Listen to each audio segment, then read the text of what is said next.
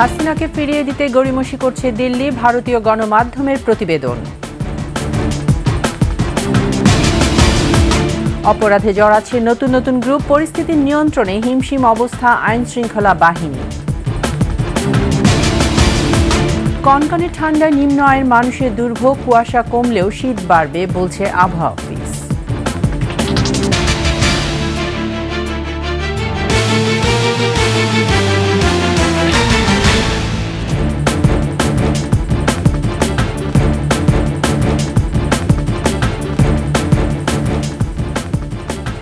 শুনছিলেন সংবাদ শিরোনাম। আমন্ত্রণ ২১ সংবাদে, সাথে আছে আমি তাইজিন রহমান। দর্শক, ২১ টেলিভিশনের সংবাদ একই সাথে সরাসরি দেখতে পাবেন আমাদের ফেসবুক পেজ www.facebook.com/2124 অনলাইনে।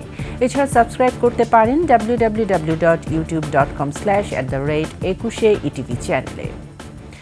দিল্লিতে আশ্রিত গণ অভ্যুত্থানে ক্ষমতাচ্যুত বাংলাদেশের সাবেক প্রধানমন্ত্রী শেখ হাসিনাকে খুব সহজে ফেরত দেবে না ভারত। দেশটির গণমাধ্যম হিন্দুস্তান টাইমস ও দ্য হিন্দুর প্রতিবেদনে উঠে আসে এই তথ্য। এতে বলা হয়, শুধুমাত্র নোট ভার্বাল যথেষ্ট মনে করছে না ভারত, তবে ভারতের মাটিতে বসে বাংলাদেশ নিয়ে শেখ হাসিনার বিবৃতি, বক্তব্য দুদেশের সম্পর্কে তিক্ততা বাড়াচ্ছে বলে উল্লেখ করা হয় প্রতিবেদনে। বিস্তারিত দুলি মল্লিকের ডেস্ক রিপোর্টে। ছাত্র জনতার গণ অভ্যুত্থানের মুখে ৫ আগস্ট দেশ ছেড়ে ভারতের দিল্লিতে আশ্রয় নেন বাংলাদেশের ক্ষমতাচ্যুত সাবেক প্রধানমন্ত্রী শেখ হাসিনা। অন্তর্বর্তী সরকার দায়িত্ব নেয়ার পর তার বিরুদ্ধে মানবতাবিরোধী অপরাধ ও গণহত্যার অভিযোগে মামলা হয়। পলাতক ঘোষণা করে জারি করা হয় গ্রেপ্তারি পরোয়ানাও। প্রত্যর্পণ চুক্তির আওতায় শেখ হাসিনাকে ফেরত চেয়ে দিল্লির কাছে ২৩ ডিসেম্বর নোট ভার্বাল বা কূটনৈতিক নোট পাঠায় বাংলাদেশ। এ নিয়ে এখনো কোনো জবাব দেয়নি ভারত। তবে দেশটির দুই গণমাধ্যম হিন্দুস্তান টাইমস ও দ্য হিন্দুর প্রতিবেদনে অনেকটা স্পষ্ট ভারতের মনোভাব ও গড়িমসির চেষ্টা। এতে বলা হয়, স্পর্শকাতর ইস্যুতে নোট ভার্বাল যথেষ্ট নয়, কূটনৈতিক বিনিময়ের সর্বনিম্ন স্তর এটি। ভারতের অভিযোগ, সব আনুষ্ঠানিকতা শেষ না করেই হাসিনাকে ফেরত চাইছে বাংলাদেশ। অন্তর্বর্তী সরকারের রাজনৈতিক উদ্দেশ্য নিয়েও প্রশ্ন রয়েছে দিল্লির। তারা বলছে, নির্বাচন ইস্যুকে টার্গেট করে ফায়দা নিতে হাসিনাকে ফেরত চাচ্ছে ছাত্র জনতার সরকার। প্রতিবেদনে বলা হয়, অন্তর্বর্তী সরকার নয়, জনগণের ভোটে নির্বাচিত সরকারের কাছে শেখ হাসিনাকে ফেরত দিতে আগ্রহী দিল্লি। ভারতের সঙ্গে হাসিনা ও তার পরিবারের দীর্ঘ সময়ের সম্পর্কের কথা তুলে ধরা হয়। এ অবস্থায় হাসিনাকে ফেরত পাওয়ার আশা বৃথা বলে উল্লেখ করা হয়। তবে দিল্লিতে বসে বাংলাদেশ নিয়ে শেখ হাসিনার বিবৃতি, বক্তব্য দুদেশের সম্পর্কের তিক্ততা ও ভূ রাজনৈতিক উত্তেজনা বাড়াচ্ছে, যা দিল্লির বিবেচনা করা উচিত বলে জানায় the Hindu. Duli Mallik, desk report, ২১ television. রাজধানী সহ সারা দেশে খুন, ছিনতাই, ডাকাতি, চাঁদাবাজির মতো অপরাধে অতিষ্ঠ জনজীবন। পরিস্থিতি নিয়ন্ত্রণে হিমশিম অবস্থা আইনশৃঙ্খলা রক্ষাকারী বাহিনীর। পুলিশ বলছে, গ্রেফতার হলেও জামিনে এসে আবারও অপরাধে জড়াচ্ছেন অনেকেই। আর অপরাধ বিশেষজ্ঞ বলছেন, নতুন নতুন গ্রুপ আর ব্যক্তি অপরাধে জড়িয়ে পড়ছে। এই অবস্থায় দ্রুত শক্ত হাতে অপরাধ দমনের বিকল্প নেই। দীপু শিকদারের রিপোর্টে থাকছে বিস্তারিত।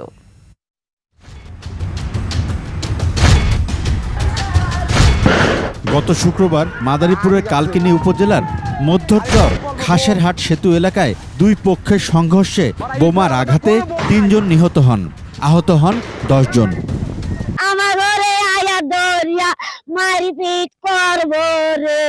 প্রশাসন গেলে গাই হারা ঢুকে আবার জারুয়া বা গাছে সবার আবার নেয় কয় কয়। প্রশাসনের তো বেশি ক্ষমতা আছে চেয়ারম্যানের, কিন্তু হেলার এত দুর্ঘটনা ঘটাতো না যদি আমরা দ্বারা কিছু উপকারী পাইতাম, সহযোগিতা পাইতাম। সাভার আশুলিয়ায় বেড়েছে ছিনতাই, ডাকাতি, অতিষ্ঠ জনজীবন। অনেকটাই নিয়ন্ত্রণের বাইরে আইন শৃঙ্খলা পরিস্থিতি। এই জঙ্গলের ভিতরে হেরা এখানে আস্তানা করিয়া এই বেরিবাদ দিয়া তারপরে মনে হয় যে নালে বুধ ৪০-৫০ জন লোক খাইতে হয়েছে। পরে গাড়ির গ্যালাস দেখলাম, সামনের গ্যালাস ভাঙ্গা, পিছনের গ্যালাস ভাঙ্গা। খুব আতঙ্ক হয়ে থাকে, এখানে যে একটা পুলিশের ব্যবস্থা হইতো তাহলে আমাদের পক্ষে ভালো হইতো। সিগন্যাল দেওয়ার পর বলে আমরা পুলিশের লোক, এগুলো বললে ৩-৪ জন উঠে কয় গাড়ি চাপাও, এই থাপে শুরু হয়ে যায়। এবার চোখ ফেরায় রাজধানীর মোহাম্মদপুরে। সেখানে প্রকাশ্যেই চলছে ছিনতাই। এই এলাকার মানুষ এসব অপরাধ নিয়ে কথাও বলতে সাহস পান না। নাম পরিচয় গোপন রাখা সত্ত্বে কথা বলেন কেউ কেউ। চাপাতি দেখলে আপনি অবাক হয়ে যাবেন, চকচক করে একদম চাপাতি সব বের হয়। মসজিদ একটা মনে হয়েছে কোপ দিয়ে হাত কাটিয়ে দিয়েছে, মোবাইল নিয়ে চলে গেছে।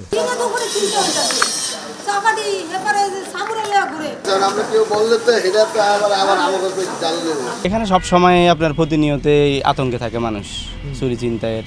কলাবাগান এলাকায় ছিনতাইয়ের চিত্র এটি। সেখানে ছিনিয়ে নেওয়া হচ্ছে মূল্যবান জিনিসপত্র।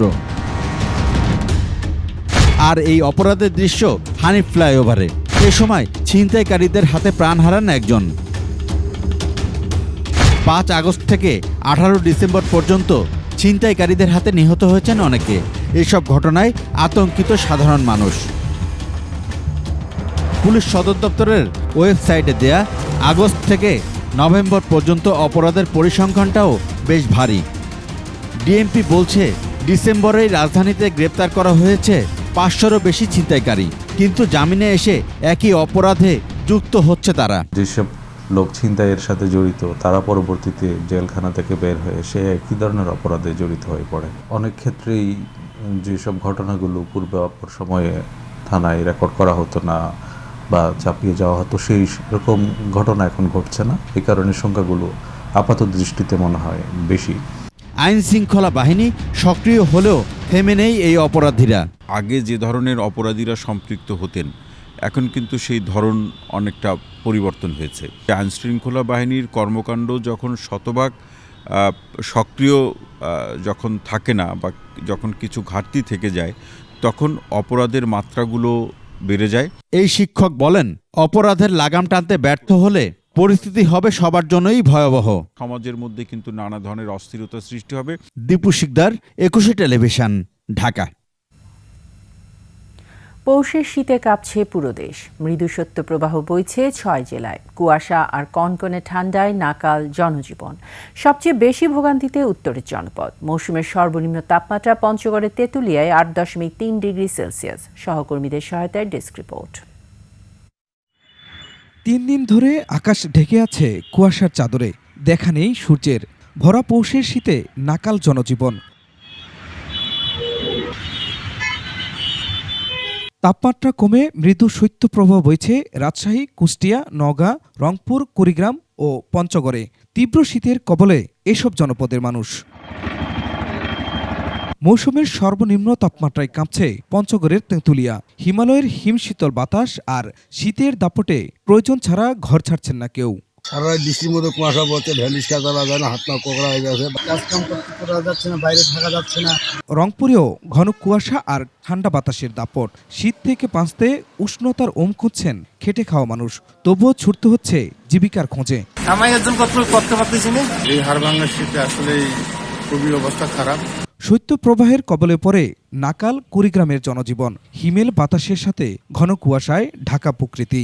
ঠান্ডার কারণে আমরা কোনো কাজকর্ম করতে পারি না। রাজশাহী অঞ্চলের উপর দিয়েও বইতে শুরু করেছে মৃদু শৈত্যপ্রবাহ। বেড়েছে শীতের তীব্রতা। তাপমাত্রার পারদ কমছে চুয়াডাঙ্গাতেও। উত্তরে হিমেল বাতাসে অনুভূত হচ্ছে কনকনে শীত। বিপাকে খেটে খাওয়া ও ছিন্নমূল মানুষ।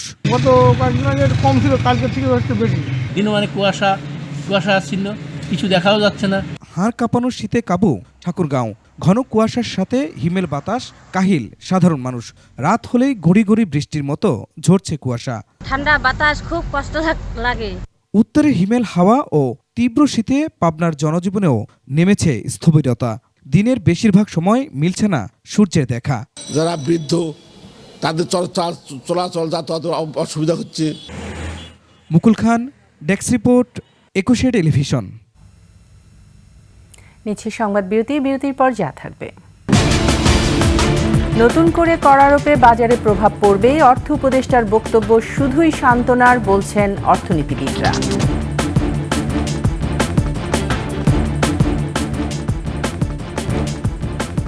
আবার আমন্ত্রণ 21 সংবাদে। বিশ্ববিদ্যালয়, হোটেল ও ব্যক্তিগত বাড়িতে আয়নাঘর ছিল বলে মন্তব্য করেছেন শ্রম উপদেষ্টা brigadier doctor M Sakhawat Hossain. খুলনার সরকারি সুন্দরবন আদর্শ কলেজের ৫৬তম সুবর্ণ জয়ন্তী ও পুনর্মিলনী অনুষ্ঠানে তিনি বলেন, দেশটাকে বিকিয়ে দেয়া যায় না। দেশে প্রশান্ত মহাসাগরের সমান চুরি হয়েছে। এখনও চাঁদাবাজি ও সন্ত্রাসী কার্যক্রম চলছে। সমাজের নেতৃত্বে থাকা স্থানীয়দের তা প্রতিহতের আহ্বান জানান শ্রম উপদেষ্টা। অনুরোধ করবো যারা নেতৃস্থানীয় আছেন, আপনারা সমাজে যারা আছেন, তারা প্রতিহত করেন চাঁদাবাজি, কারণ অনেক হয়ে গেছে। এই কারণে দেশের আজকে এই অবস্থা হয়েছে। এই কারণে আপনি চিন্তা করেন, আপনারা কল্পনাও করতে পারবেন না যেটা লিটন এবং ওনারা যেটা আনার বের করছেন, আপনারা চিন্তা করতে পারবেন। আয়নাঘর শুধু ক্যান্টনমেন্টে ছিল না, আয়নাঘর ইউনিভার্সিটিতে ছিল, আয়নাঘর হোটেলে ছিল, আয়নাঘর পার্সোনাল বাড়িতে ছিল। ৪৩ ধরনের পণ্য ও সেবায় কর বাড়ানোয় সাধারণ মানুষের জীবনযাত্রায় প্রভাব পড়বে না, অর্থ উপদেষ্টার এমন বক্তব্য শুধুই আশ্বাস বলে মন্তব্য করেছেন অর্থনীতিবিদরা। তারা বলছেন, কর না বাড়িয়েও অন্য উপায়ে রাজস্ব আয় বাড়ানো সম্ভব। বিস্তারিত মাহিলা ইসলামের রিপোর্টে। বাজেটের আগেই ৪৩টি পণ্যের উপর ট্যাক্স আরোপের সিদ্ধান্ত নিয়েছে অন্তর্বর্তীকালীন সরকার। সরকারের এমন সিদ্ধান্তের পর অর্থ উপদেষ্টা বলেছেন, এতে নিত্যপণ্যের বাজারে প্রভাব পড়বে না। জিনিসপত্রের দামের উপরে তেমন প্রভাব পড়বে না। তবে অর্থ উপদেষ্টার বক্তব্যের সাথে একমত নন অর্থনীতিবিদরা। তারা বলছেন, এতে রাজস্ব আয়ও খুব একটা বৃদ্ধি পাবে না। এই ধরনের আসলে বিবৃতি দেওয়াটা উচিত নয়। তার কারণ আমরা সবাই বুঝতে পারছি যে কর বাড়লেই জিনিসপত্রের দাম বাড়ে। অতীতে সবসময় দেখা গেছে যে কর যতটুকু বাড়ে অন্তত ততটুকু তো বাড়েই, তার চাইতে বেশিও বাড়তে পারে জিনিসপত্রের দাম। উপদেষ্টা যেটা বলেছেন যে দ্রব্যের দাম বাড়বে না, আমি জানি না কোন থিওরি এটা কাজ করে, কিন্তু নর্মালি অর্থনীতির থিওরি বলে যে কর বাড়ালে সেটা সরাসরি গিয়ে দ্রব্যের মূল্যের উপরে পড়ে। সেক্ষেত্রে বাংলাদেশের বিষয়টা তো আরো সেনসিটিভ। সরাসরি পণ্য বা সেবায় কর না বাড়িয়ে ব্যক্তি আয় ও বিনিয়োগের দিকে দৃষ্টি দেওয়ার তাগিদ তাদের। আন্তর্জাতিক বাণিজ্য থেকে বিশেষ করে যে আমদানির থেকেও কিন্তু এখানে রাজস্বটা কমে গেছে এবং একই সঙ্গে ভেতরের যে মূসক সেটাও কমে গেছে এবং পাশাপাশি ব্যক্তি পর্যায়ে যে আয়কর সেটাও কিন্তু বা কর্পোরেট ইনকাম ট্যাক্স সেটাও কমে গেছে। তো এখন আমাদের মূল আসলে মনোযোগ দেওয়া উচিত হলো বিনিয়োগ বৃদ্ধির দিকে। বিনিয়োগ না বাড়লে কিন্তু রাজস্ব বাড়বে না। ছোট ব্যবসায়ী আছে যারা এখনও ভেটের আওতায় আসেনি, অনেকে আছে। আজকাল ঢাকা শহরে যারা ছোট ছোট বিজনেস করে একটা চটপটিওয়ালার কিন্তু ইনকাম মাসে 30,000-এর বেশি হচ্ছে। সুতরাং এগুলোকে আইডেন্টিফাই করে তাদেরকে ভ্যাটের আওতায় নিয়ে আসা, বিশেষ করে ট্রেড ভ্যাট যেটাকে বলি সেইটা, প্লাস আমি বলবো যে এনফোর্সমেন্ট যারা আসলে ট্যাক্স দিচ্ছে না, অব্যাহতি নিচ্ছে, ফাঁকি দিচ্ছে, তাদেরকে খুঁজে বের করে, আর একটা হচ্ছে যে এনবিআর যাদের এটা দায়িত্ব আছে তাদের সক্ষমতা বৃদ্ধি করা। রাজস্ব বাড়াতে সরকারের সক্ষমতা বাড়ানোর কথাও বলছেন অর্থনীতিবিদরা। মাহিলা ইসলাম, 21 টেলিভিশন, ঢাকা। আবারও আমন্ত্রণ 21 সংবাদে। এবার আভিবা ফিন্যান্স লিমিটেড বাণিজ্য সংবাদ।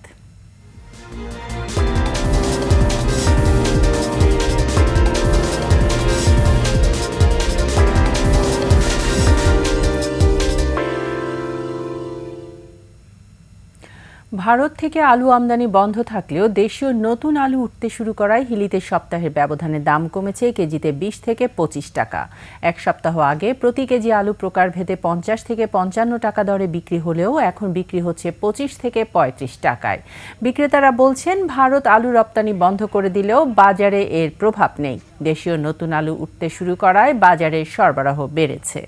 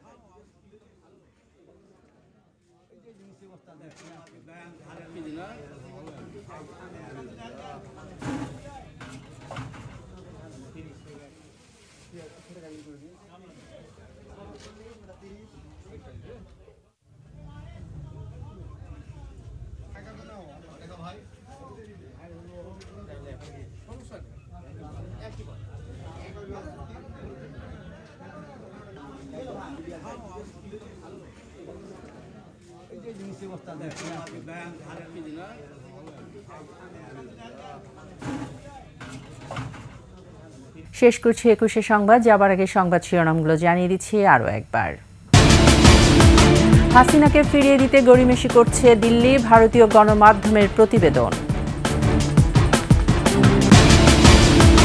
অপরাধে জড়াচ্ছে নতুন নতুন গ্রুপ, পরিস্থিতি নিয়ন্ত্রণে হিমশিম অবস্থা আইনশৃঙ্খলা বাহিনী। কনকনে ঠান্ডায় নিম্ন আয়ের মানুষের দুর্ভোগ, কুয়াশা কমলেও শীত বাড়বে বলছে আবহাওয়া অফিস।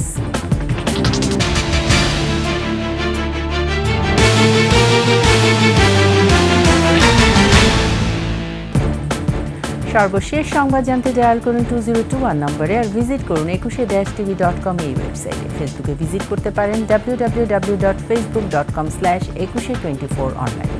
এছাড়া সাবস্ক্রাইব করতে পারেন www.youtube.com/@ekushe-etv চ্যানেলে। এতক্ষণ সঙ্গে থাকার জন্য ধন্যবাদ। পরবর্তী সংবাদ রাত 11টায় দেখার আমন্ত্রণ রইল। একুশের সাথে